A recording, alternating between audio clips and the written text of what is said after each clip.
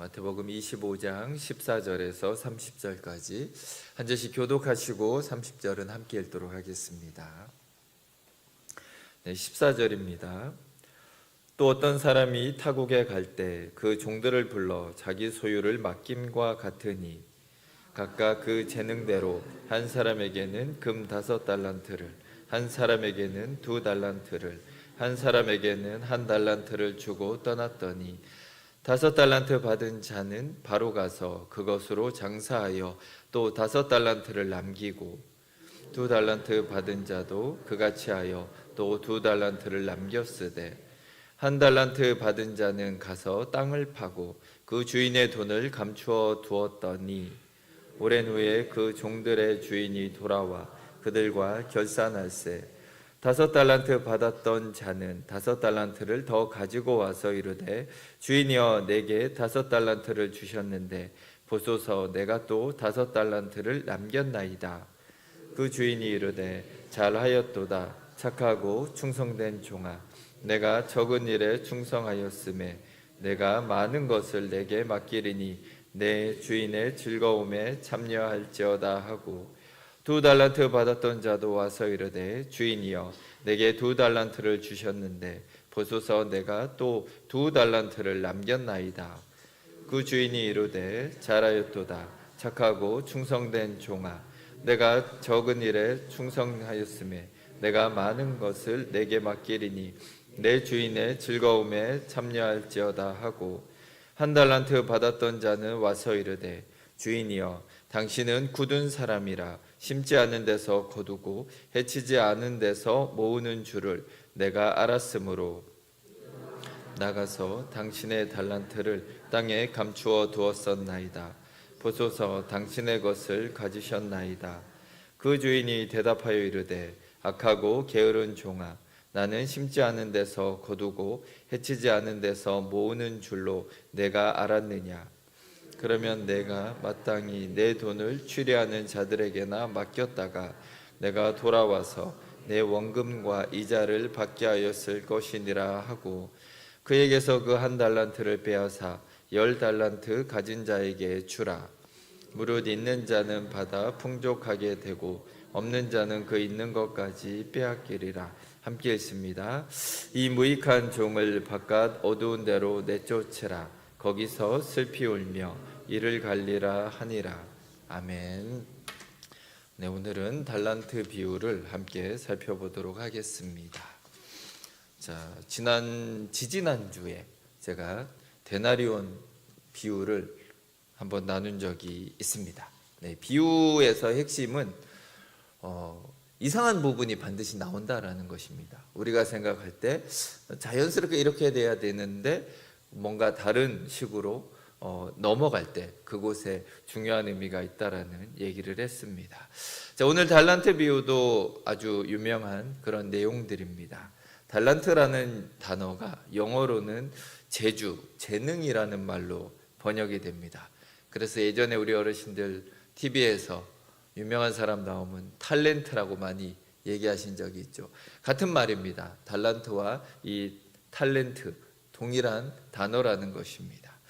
자, 사실 이게 원래는 달란트라는 어떤 그 돈의 단위인데 이게 16세기, 17세기를 넘어가면서 재능이다, 재주다 이렇게 영어에서는 번역이 이루어지고 있습니다. 자, 그러나 이 달란트 비유는 재능에 대한 말씀이 아니다라는 것을 우리는 기억해야 합니다. 달란트 비유는 우리에게 주는 내용은 우리 인생의 존재에 대한 부분을 하나님은 말씀하고 싶으십니다. 우리가 이 땅을 살아가는 이유, 사람이라는 존재가 무엇인가 이런 근본적인 문제를 지금 하나님은 우리에게 말씀해주고 계십니다. 자, 사람은 언제나 이런 고민을 합니다. 어떻게 살아야 하는가? 자, 인간은 어떻게 살아야 하는가? 뭐 이런 관련된 책들도 많이 있습니다. 사람은 어떻게 살아야 하고 나의 인생의 가치는 어디에 있는가? 과연 나는 지금 잘 살고 있는가? 이런 고민을 많이 하게 됩니다. 자, 이 질문에 대답을 하기 위해서 우리는 기준이 필요합니다. 그래서 세상 사람들이 찾은 기준은 뭐냐 하면 타인의 시선입니다. 다른 사람이 볼 때 나는 어떠한가? 자, 어떻게 살아야 할까라는 질문의 답은 여기에서는 찾을 수가 사실은 없는 것입니다. 내가 누구인가를 알고 있어야지 그럼 내 인생을 어떻게 살아야 하는지 이거에 대한 답도 찾을 수가 있는 것입니다. 자, 우리가 식당에 가면은 주방장이 있고 밖에서는 또 이렇게 음식을 나르는 종업원들이 있습니다. 자, 서로가 해야 하는 역할과 또 위치가 구분이 되어 있다라는 것입니다. 주방장이 안에서 요리하다가 막 들고 나오고 이러는 아주 작은 식당도 있지만 웬만하면 그런 식당은 안 가게 된다라는 것입니다. 자, 중요한 거는 내가 누군지 알아야지 내가 어떻게 살아가야 하는지 그 인생에 답이 나오고 또한 나의 인생을 평가하고 또한 가치를 매길 수 있는 부분이 정해지게 된다라는 것입니다. 자, 오늘 14절을 보시면 어떤 사람이 등장을 합니다. 자, 근데 이 어떤 사람이 타국으로 갔습니다. 자, 이 어떤 사람은 예수님을 비유하고 있습니다. 천국을 비유한다라고 보시면 됩니다. 또한 이 비유는 재림에 대한 비유를 우리에게 보여줍니다. 자, 제자들에게 나는 갈 거다. 그런데 다시 돌아올 거다. 이거에 대해서 말해 주십니다. 먼 타국으로 간 어떤 사람, 이 주인이 바로 예수님입니다. 그러면서 그 종들을 불러서 소유를 맡김과 같다라고 성경은 기록합니다. 자, 이 종들은 그럼 누굴까요? 네, 주인이 예수님이면 자, 이 종들은 예수님의 제자들입니다. 또한 우리들이 여기에 해당이 됩니다. 자, 우리의 정체성이 뭐냐? 첫 번째로 우리는 그리스도인입니다. 예수님을 섬기는 그리스도인들이 바로 우리의 정체성입니다. 자, 그럼 이 그리스도인들은 뭘 하면서 살아가는 사람들인가? 자, 이 그리스도인들의 삶의 가치와 방향의 기준이 무엇인가 하면은 돌아올 주인을 기다리는 사람들이라는 것입니다. 자, 우리가 많이 잊고 살지만 이거를 기억해야 합니다. 그리스도인은 타국으로 간 주인이 가기 전에 소유를 맡겼는데 그 소유를 관리하는 중에 어느 날 불시에 주인이 돌아오게 된다라는 것을 기억하며 살아가는 사람들이란 뜻입니다. 돌아올 주인을 기다리는 그리스도인들의 삶의 목표는 뭐가 되어야 합니까? 바로 뭐냐 하면 돌아올 주인의 칭찬이 되는 것입니다. 자, 칭찬은 고래도 춤추게 한다. 이런 말이 있습니다. 자, 우리 남편을 가장 쉽게 원하는 걸 얻어내려면 칭찬을 하시면 됩니다. 그럼 남편이 하고 싶은 걸 다 해줍니다. 자, 이것처럼 우리의 인생의 평가의 기준은 주인이 돌아왔을 때 내 인생을 과연 어떻게 평가를 할 것인가? 돌아올 주인의 시선이 우리의 인생에 대한 시선이 되어야 한다라는 것입니다. 자, 이제 이해가 좀 되시나요?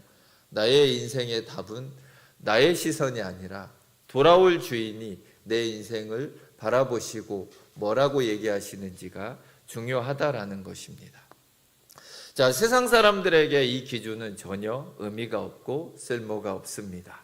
그러나 그리스도인이라고 한다면 주님이 다시 돌아올 것이라고 분명히 말씀하셨기 때문에 그리스도인들의 삶의 기준은 돌아올 주인이 되는 것이고 우리 인생의 평가는 돌아올 주인의 시선이 되는 것입니다. 그러면 우리가 내 인생은 잘 살고 있나? 나도 모르게 이런 생각을 자꾸 합니다. 해가 거듭될수록 나는 점점 나이가 들어가는데 내 인생은 괜찮은가? 이런 고민을 하게 됩니다. 그런데 무의식적으로 우리는 자꾸 세상 사람들이 타인이 우리를 보는 시선에 우리의 모습을 비춰보게 된다라는 것입니다. 때로는 내 안에 가득해 있는 세상의 욕망으로 우리의 인생을 평가하는 그런 모습이 있다라는 것입니다. 우리 가족에 대한 평가도 우리는 돌아올 주님의 시선으로 가족을 바라봐야 하는데 자꾸만 세상의 시선으로 바라보면서 불만을 터뜨리기도 합니다. 사실 하나님의 기준으로 본다라면 여러분의 가정은 많은 좋은 칭찬을 받을 만한 부분들이 넘쳐난다라는 것입니다. 그런데 세상의 기준으로 보니까 자꾸 못마땅하고 부족하게만 보인다라는 것입니다. 자, 성경 인물 중에 바울이라는 사람이 있습니다. 잘 아시죠? 데살로니가 2장 19절과 20절을 보시면 우리의 소망이나 기쁨이나 자랑의 면류관이 무엇이냐? 그가 강림하실 때 우리 주 예수 앞에 너희가 아니냐? 너희는 우리의 영광이요 기쁨이니라. 이렇게 표현을 합니다. 데살로니가를 썼을 당시에 데살로니가 교회는 개척된 지 얼마 되지 않는 그런 교회였습니다. 한 6개월 정도 개척한 교회인데 유대인들의 박해가 있었고 동족들인 헬라인들에게 따돌림을 당하고 있었습니다.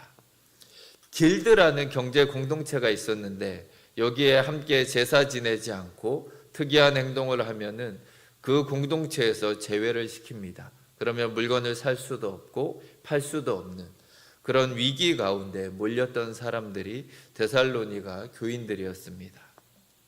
자, 이런 상황에서 가장 큰 문제는 이 교회를 개척한 바울이 없다라는 것입니다.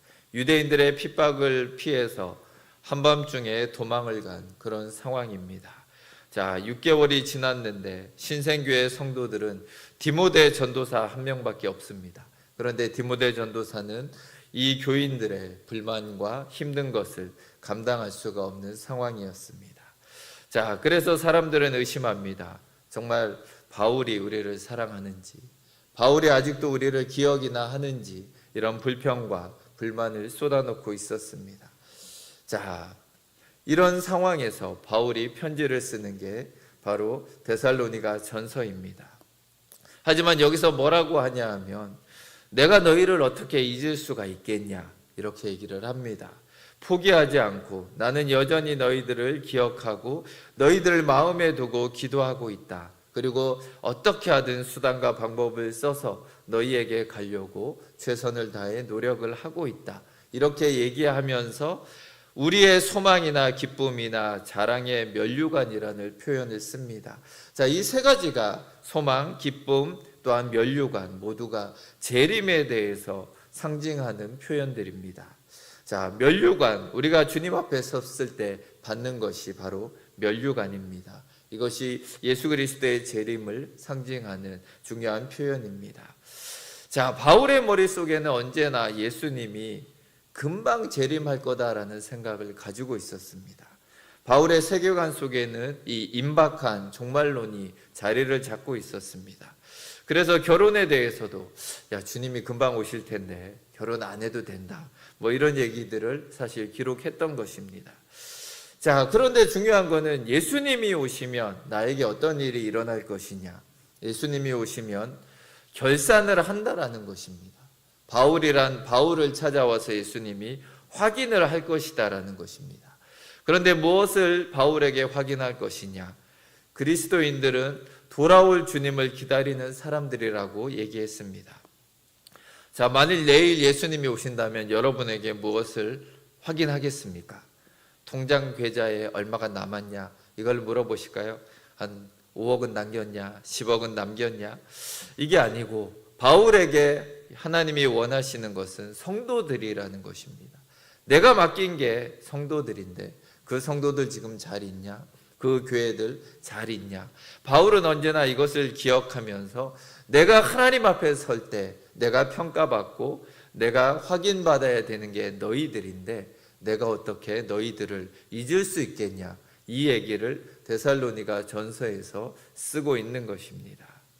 자, 달란트에 비유해서 이 달란트는 재능이 아니라고 했습니다.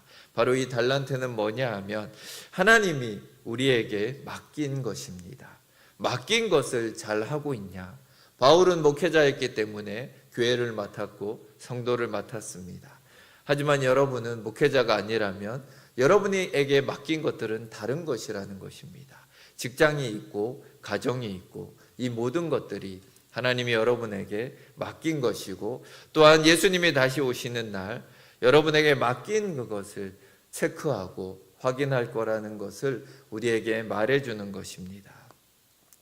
내가 말씀을 맡았고 하나님이 말씀과 목양을 잘하고 있는지 확인할 텐데 내가 너희를 어떻게 잊어버릴 수가 있겠냐?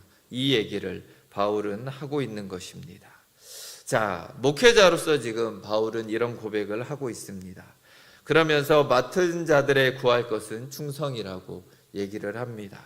하나님이 우리에게 오실 때 우리에게 요구하는 것은 성공이 아니라 여러분들이 하고 있는 그 일을 통해서 하나님께서 받고 싶어 하는 것, 그것은 충성이라는 것을 우리는 기억해야 합니다. 충성은 성실함이고 신실함을 의미하고 있습니다.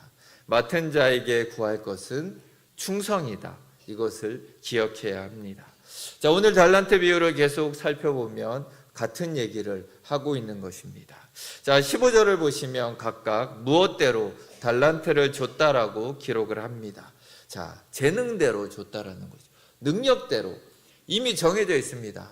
이 사람의 능력이 이 정도 되니까 5달란트를 주고, 너는 능력이 2달란트니까 2달란트를 주고, 1달란트를 맡을 사람은 능력이 1달란트이기 때문에 그렇게 줬다라고 이미 시작부터 정해놓고 시작한다라는 것입니다. 자, 그래서 인생이 뭐냐 하면 그냥 능력대로 살다가 가면 되는 것입니다. 내가 능력이 안 되는데 자꾸 능력을 더 얻으려고 하지 말고 이미 하나님이 나에게 맡긴 것을 감당하면 되는 것입니다. 우리가 욕망으로 얻은 들 감당하지 못하면 우리 자신도 망가지고 조직도 망하고 다 망하게 됩니다. 그냥 우리에게 주신 능력대로 살다가 가면 되는 것입니다. 19절과 20절을 보시면 오랜 후에 그 종들의 주인이 돌아와 그들과 결산할세 5달란트 받았던 자는 5달란트를 더 가지고 와서 이르되 주인이여 내게 5달란트를 주셨는데 보소서 내가 또 5달란트를 남겼나이다. 자, 이 사람이 남길만 하니까 하나님은 이 사람에게 준 것입니다. 21절을 보시면 그 주인이 이르되 잘하였도다 착하고 충성된 종아 내가 적은 일에 충성하였음에 내가 많은 것을 내게 맡기리니 내 주인의 즐거움에 참여할지어다 하고 5달란트를 줬는데 5달란트를 남기니까 적은 일에 충성했다라고 말하고 있습니다. 그러니까 너는 이제 주인의 즐거움에 참여하라 이렇게 칭찬을 하십니다. 22절과 23절도 보시면 2달란트 받았던 사람도 똑같이 와서 얘기를 합니다. 놀라운 거는 뭔지 아십니까?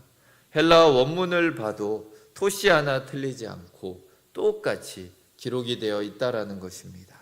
섭섭할까봐 5달란트 남긴 사람과 2달란트 남긴 사람을 데려다 놓고 칭찬을 하고 있는데 똑같이 칭찬을 하고 있다라는 것입니다. 자, 이 돈을 우리나라 돈으로 환산하면 1달란트를 10억 정도로 보시면 됩니다. 그러니까 한 명한테 50억을 맡겼고 한 명한테 20억을 맡겼습니다. 그것으로 50억을 남겼고 20억을 남겼는데 혹시 섭섭해할까봐 토시 하나 틀리지 않고 똑같이 두 사람을 칭찬하고 있다라는 것입니다. 그리고 또 놀라운 것은 50억을 남겼는데 적은 일에 충성했다라고 주인은 말하고 있다라는 것입니다.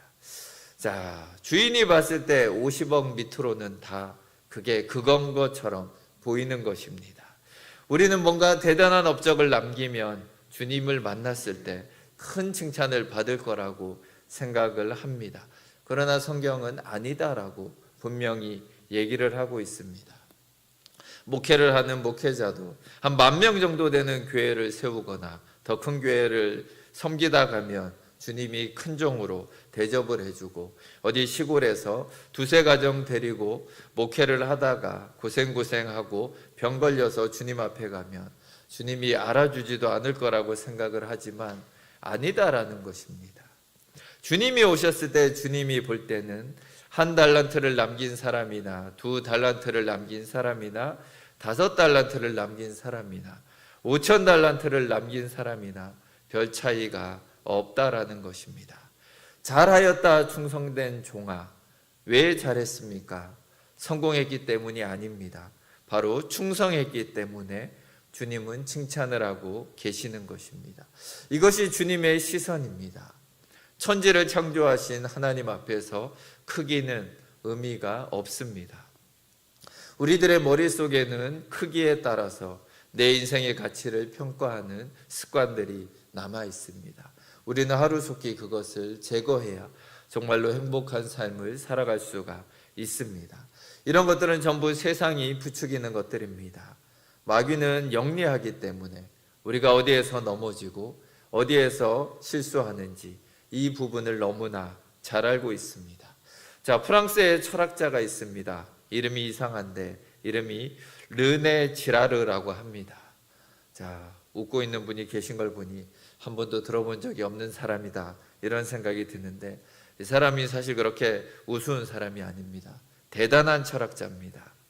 이분이 주장하는 게 모방 욕망이라는 것입니다. 이 용어를 처음 쓴 사람이 바로 이분인데, 모방 욕망이 뭐냐 하면 현대인들을 관찰을 해보니까 사람의 욕망이 스스로 발현돼서 나오는 건 하나도 없다라는 것입니다.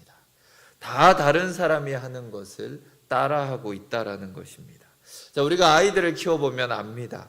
자, 아이들이 전부 언니들이 아니면 오빠가, 누나가, 형아들이 하는 것만 보고서 자기도 똑같이 해달라고 기를 쓰고 따지고 든다라는 것입니다.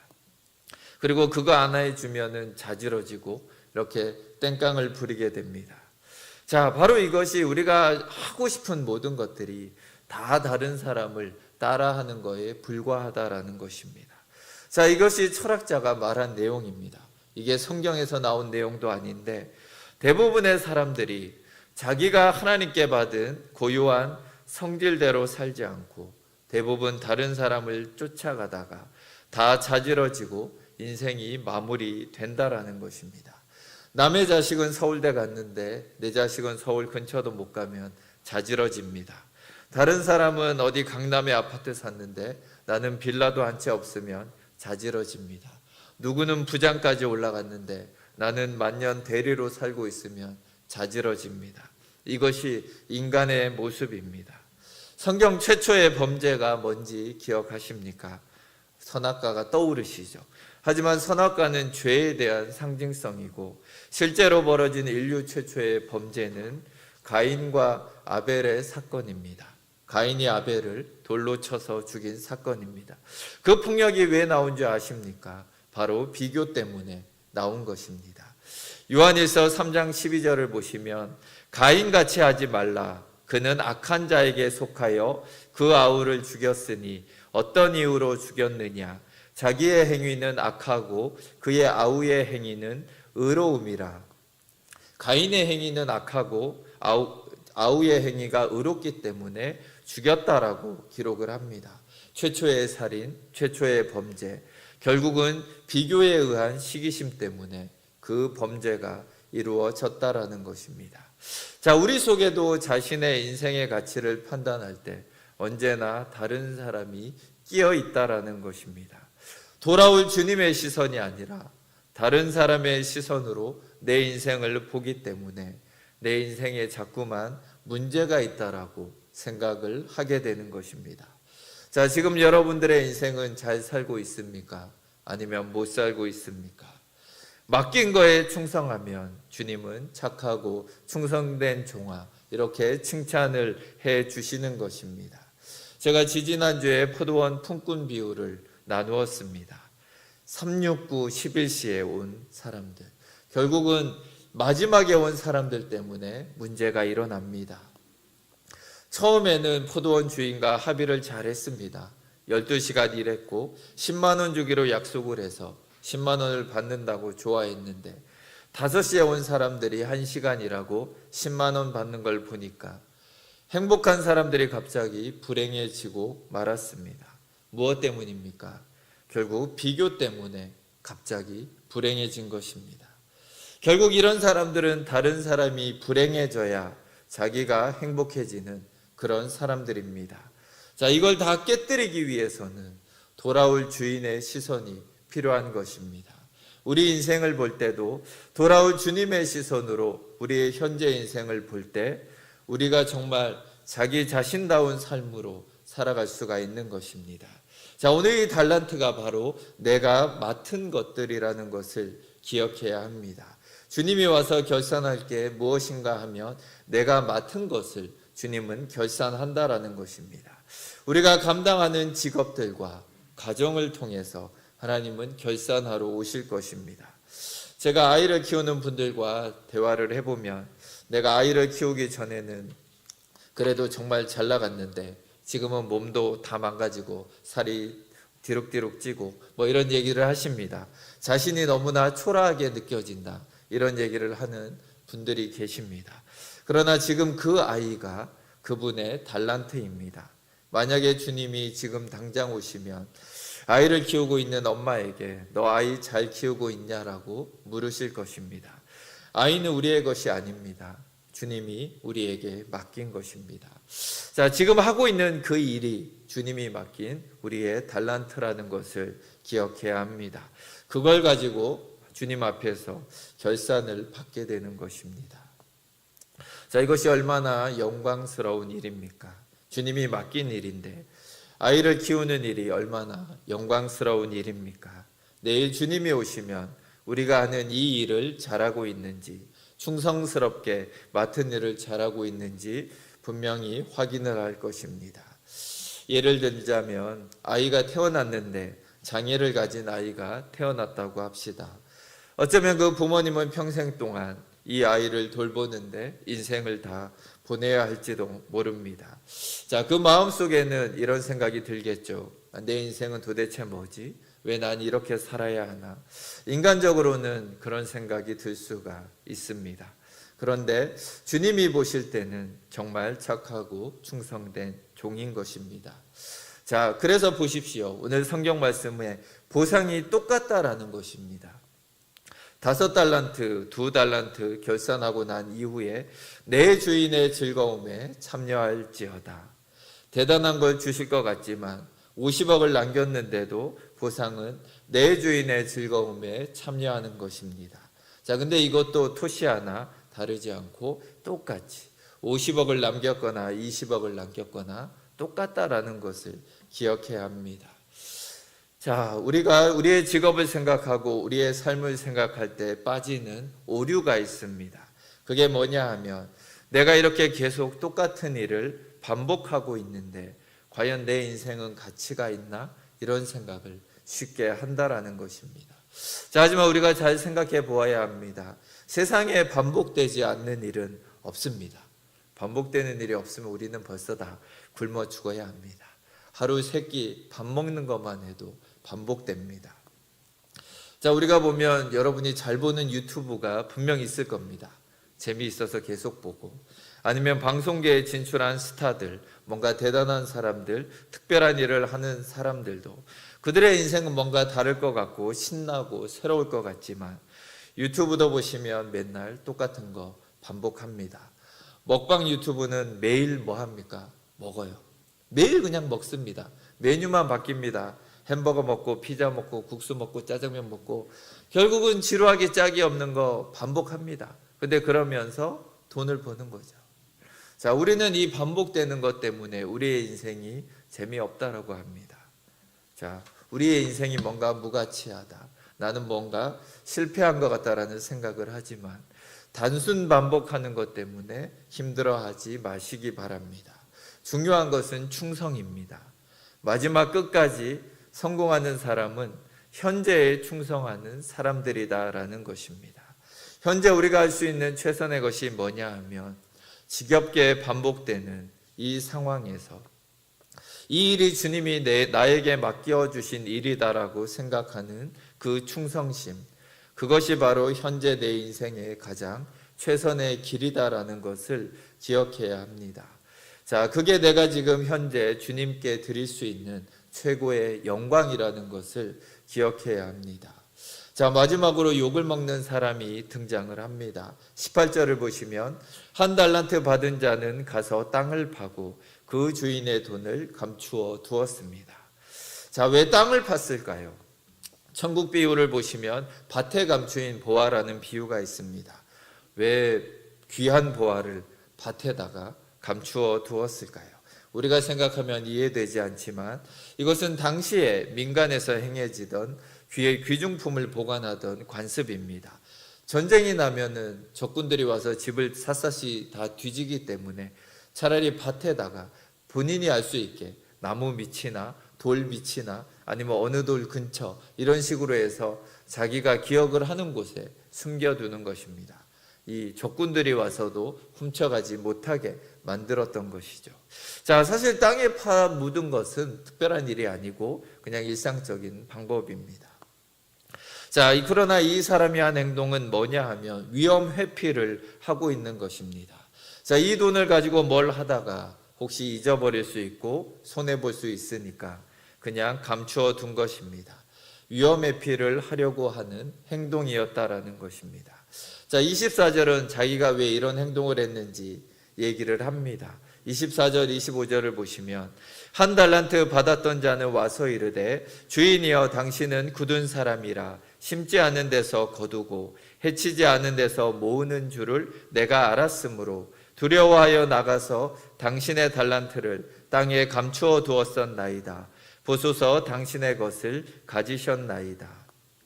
자, 24절을 보시면 평소에 이 사람이 주인을 어떻게 생각했는지가 나옵니다. 그래서 25절 당신의 것을 그대로 보존했으니 위험을 회피했으니 그것을 다시 돌려 받으십시오. 이렇게 얘기를 하고 있는 것입니다.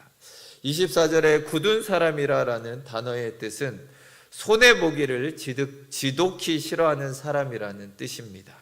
원문에서는 완고한 사람이라고 표현됩니다.